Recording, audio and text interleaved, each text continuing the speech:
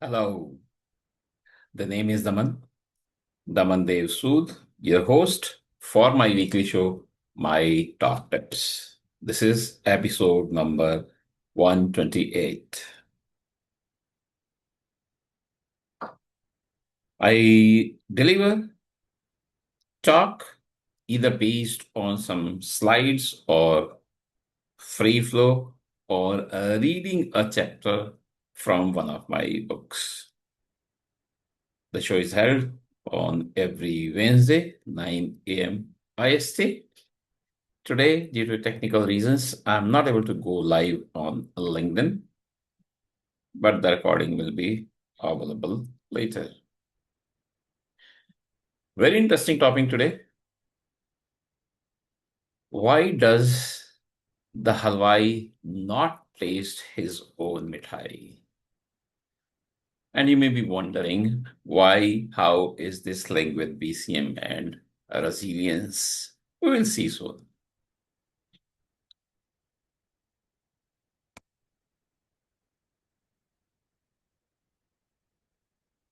My message is stop watching, start doing, and most importantly, start tasting or testing. Let's see what's in store.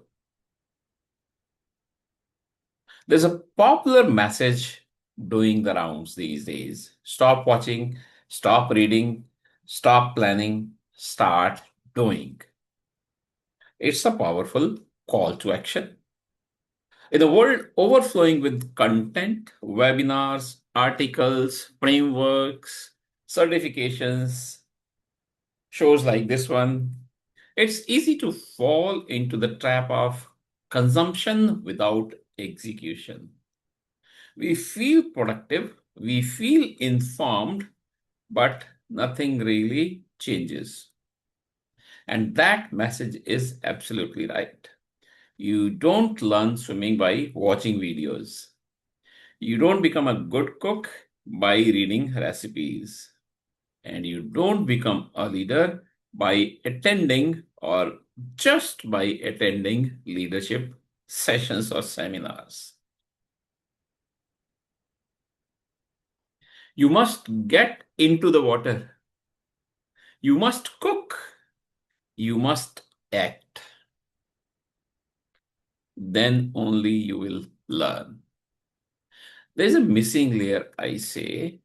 While start doing is critical, in business continuity management and in operational resilience, it is still not enough because many organizations are already doing something.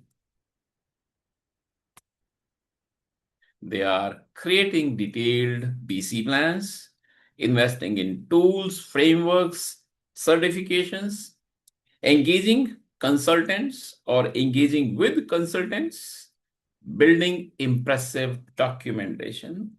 In other words, they are cooking. But the uncomfortable truth, and BCM is an uncomfortable truth, I have said this earlier. The uncomfortable truth is that cooking does not guarantee that the food is edible. And the question is, are you willing to eat what you cook? Are you willing to taste what you have prepared? Resilience is not created when plans are written.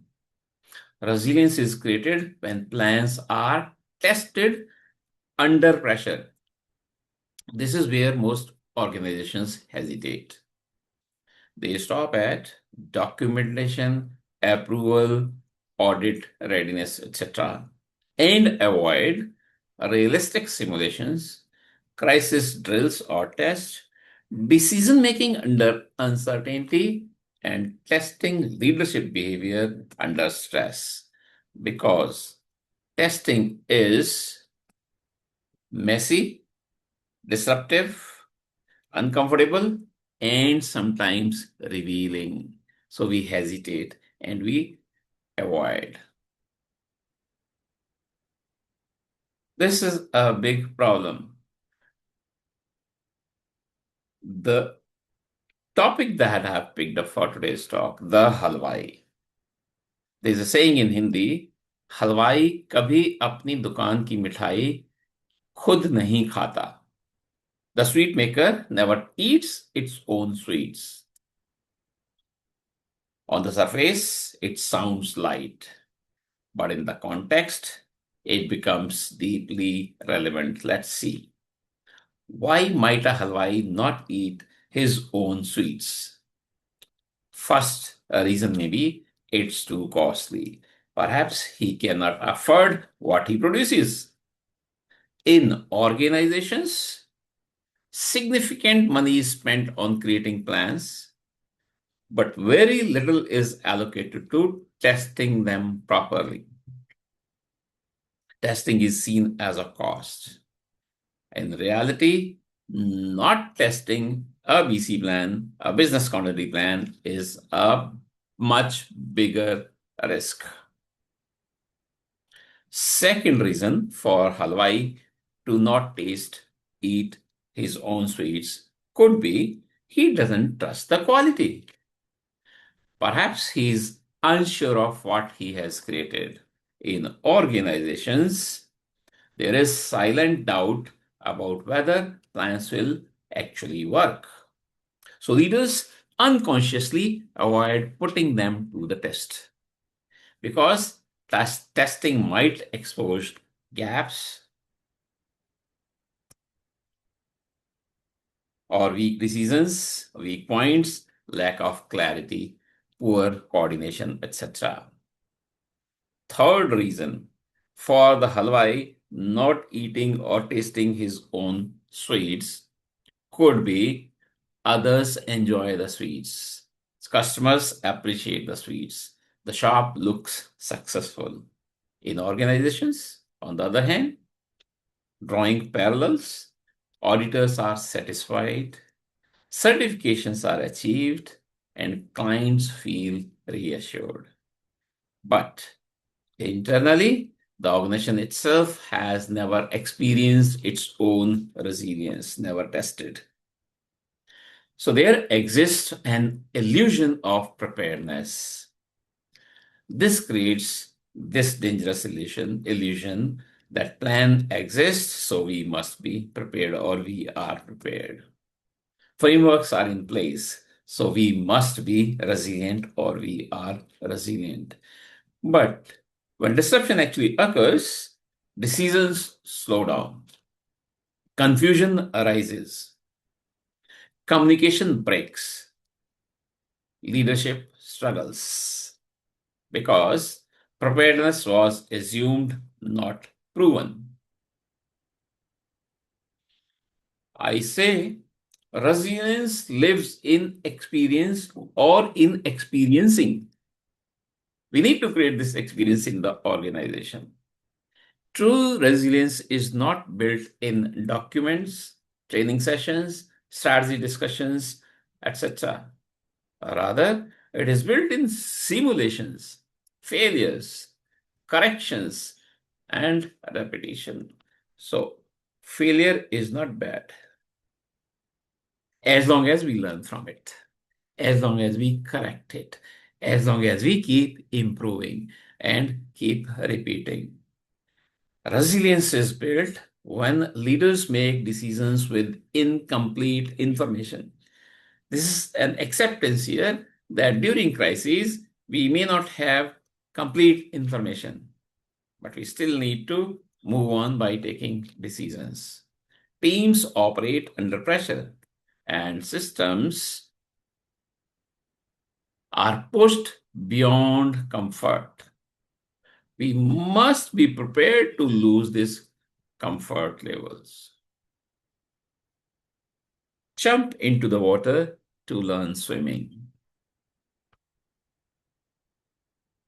My request, suggestion, recommendation is move from watching to doing to testing, tasting your own mithai that you have prepared.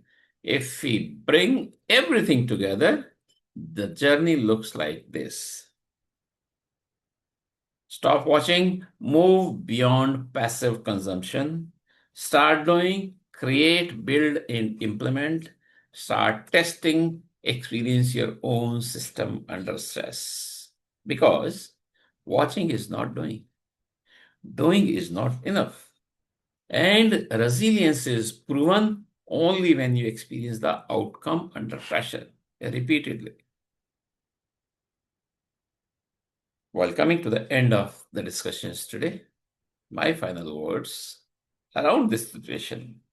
The situation that I picked up today was that a halwai does not taste his own creation, his own sweets. Most organizations are very good at cooking. Very few are willing to eat their own food in a crisis. And that makes all the difference. If you don't trust your plan enough to test it, you don't have a plan. You just have a paperwork. As I always say, closing thoughts, wisdom delayed is opportunity denied. The time is now for resilience. Let the sun of resilience rise in all organizations because resilient people make resilient organizations, which make resilient communities, which will make the resilient planet that we all look forward to.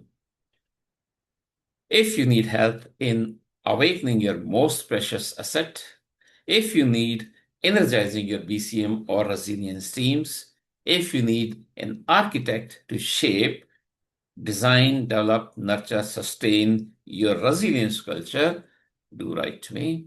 I do this with innovative, exciting, engaging, energizing, entertaining, involving, immersive, digitally detoxing and educating BCM and resilience games, and my signature workshop, the Great BCM Gita Gyan. I do this as a resilience culture architect. If you have any questions about today's discussions, tasting your own mithai, testing your plans, or about resilience as a whole, please feel free to write to me and I'll be happy to respond.